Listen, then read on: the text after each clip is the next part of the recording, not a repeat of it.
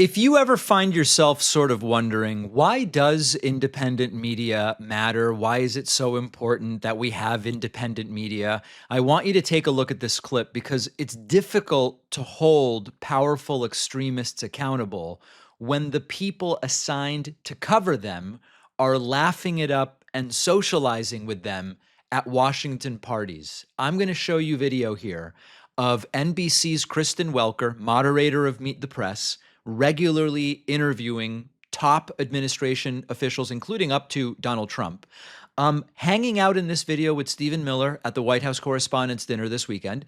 A number of people wrote in and said, David, you've got to comment on this. Is this as bad as I think it is? Let's take a look at the video, and then we will discuss.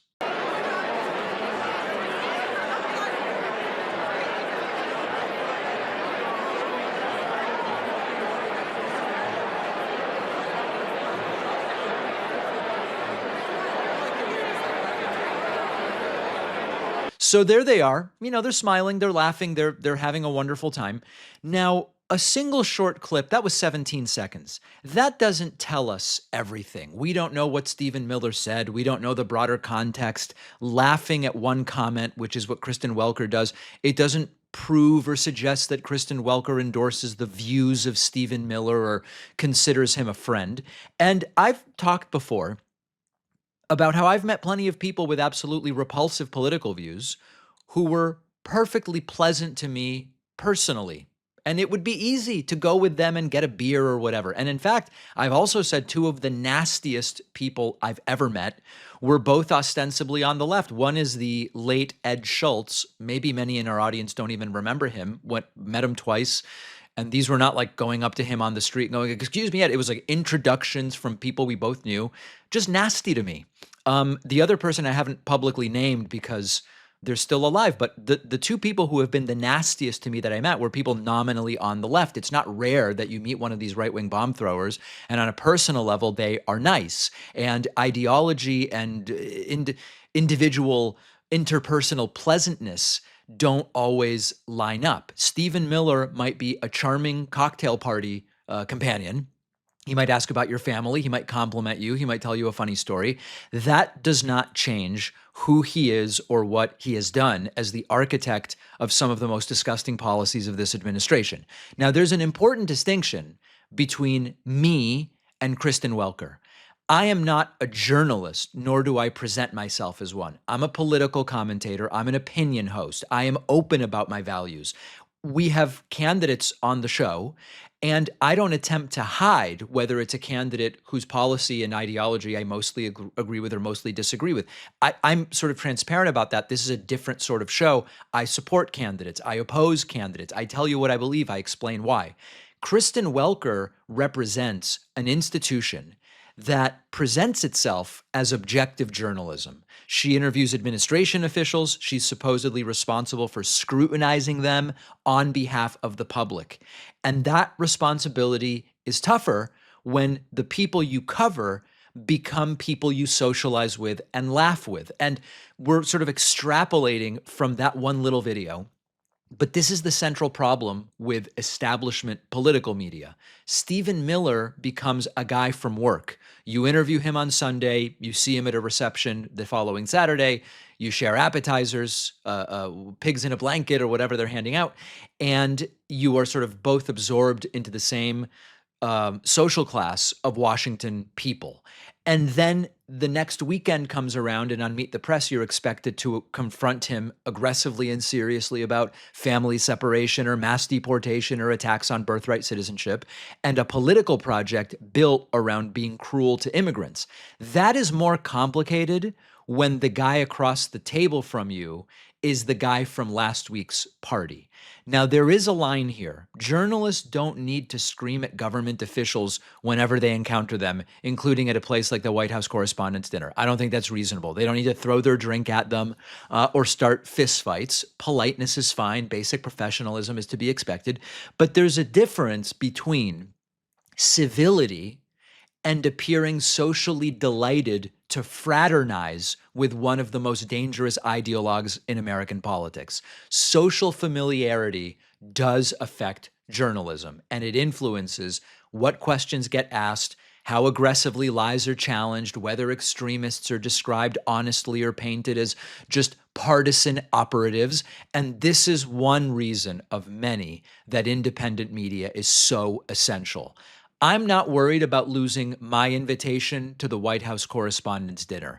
I'm not trying to preserve access to Stephen Miller. My ability to do this show doesn't depend on being welcomed into the social circles of the people I cover.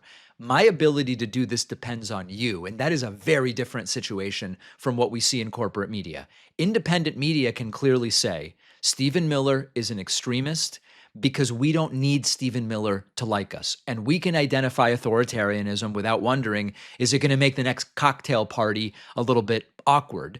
And we can challenge people without worrying that they will, stop returning my calls or whatever. Of course, independent media has its own problems. And in my forthcoming book, Pay Attention, I talk about the false notion of being independent and what that does mean and what it doesn't mean. We also have people who are dishonest. We have people who are reckless. We have people who will tell their audiences whatever generates the most clicks. Independent doesn't automatically mean credible, is the point I'm making.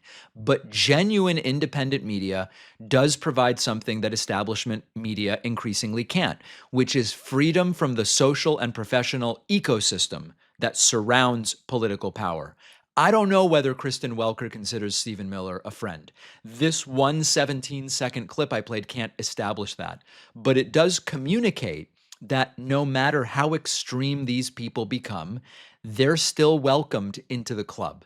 They can threaten millions of families in the afternoon, and then they can get together with the country's most influential journalists in the evening.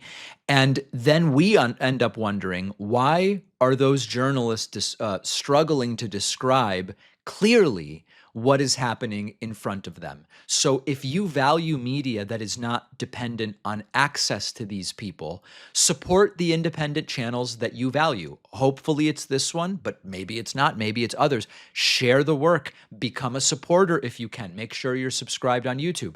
Establishment media is not going to rescue us from authoritarianism while we see its most prominent figures busy socializing with the authoritarians. That's the takeaway.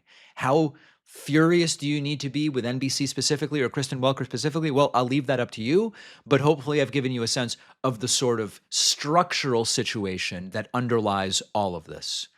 Did you know that an estimated 5 billion plastic hand soap and cleaning bottles are thrown away every year? Our sponsor, Blueland, is on a mission to eliminate single-use plastic by reinventing cleaning essentials to be better for you and better for the planet with the same cleaning power that you're used to. The idea is super simple. Blueland offers refillable cleaning products with a beautiful, cohesive design that'll look great on your countertop. You fill your reusable bottles with water, drop in the tablets, wait for them to dissolve, and you'll never again have to grab the bulky cleaning supplies on your grocery run. Refills start at just $2.25. You can set up a subscription or buy in bulk for additional savings. And Blueland products are independently tested to perform alongside major brands. They are free from dyes, bleach, and harsh chemicals. From cleaning sprays to hand soap, toilet bowl cleaner, laundry tablets, all Blueland products are made with clean ingredients you can feel good about. Blueland is trusted in over 1 million homes, including mine. I've been using the Blueland dish detergent and the toilet bowl cleaner for a while. Couldn't be happier. And you'll get 15% off your first order at blueland.com/Pakman. The link is in the description.